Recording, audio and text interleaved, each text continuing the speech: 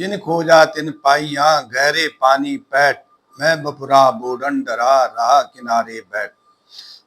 ये प्रस्तुत कविता जो दोहा आपने सुना, ये कबीर दास के हैं, जो ये बताते हैं कि बिना डरे गहरे पानी में जो उतर जाते हैं, मोती उन्हीं को प्राप्त होता है, और जो डूबने के भय से किनारे पर रह जाते हैं, उन्हें कुछ भी प्राप्त नहीं हो पाता है।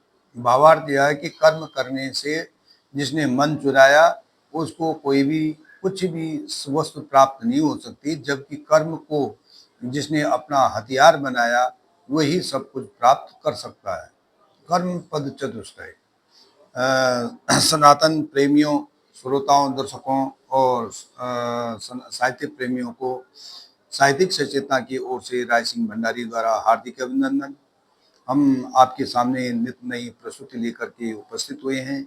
आज की प्रस्तुति है कर्म पद चतुष्टय के 4 पदों में से एक पद है वणिक। तो कर्म पद यह सभी को विदित है कि मनुष्य या सभी प्राणी जो है पंचभूतों से बने हैं, जिसमें कि पृथ्वी, जल, अग्नि, वायु और आकाश सम्मिलित हैं। उन्हीं तत्वों में से एक तत्व वायु तत्व है, जिसमें जो गति ऊर्जा देता है और जिसके कारण जो है व्यक्ति जो है कर्म करता है। तो कर्म का मतलब कर का मतलब हाथ। जब हाथ कोई कर्म गति करेंगे तो वह कर्म करेगा।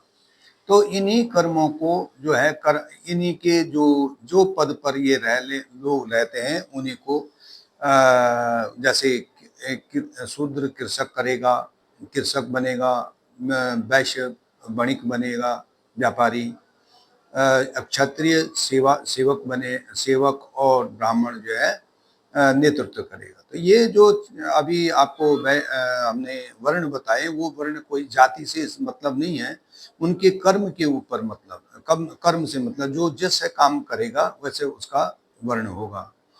तो अभी वणिक पर एक छोटी लघु कथा है कि एक बार एक गांव में एक धनपति नाम के वैश्य रहते थे। वह अपनी गांव में ही एक छोटी सी दुकान चला करके अपने परिवार का भरण पोषण करते थे, जिसमें उनकी पत्नी, वो और उनका एक बेटा धनसुख रहता था।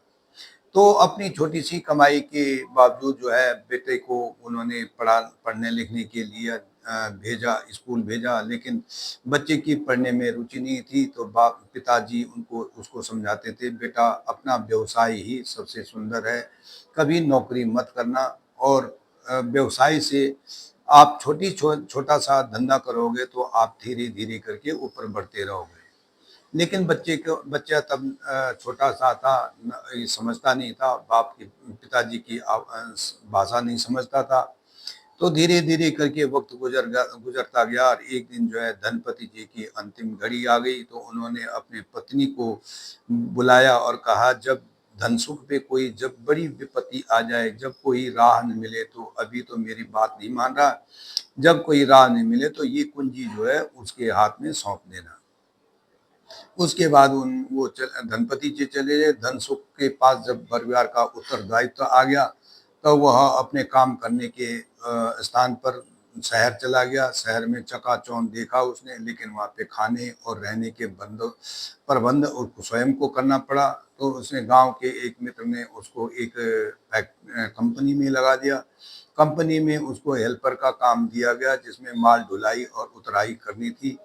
तो वहाँ देख करके उसको मन दुखी हुआ कि मैं एक वणिक होने के बाद भी एक ऐसा काम कर रहा हूँ, और धीरे धीरे उसका मन जो है काम में उचटता गया। और जब लापरवाह हुआ तो एक दिन उसको नौकरी से हाथ धोना पड़ा। उसने देखा कि ये जो फैक्ट्री का मालिक है वो भी एक वैश्य है, और वह हंस हंस करके बात करके, मीठी मीठी बात करके वह सभी उद्यम को बढ़ा रहा है।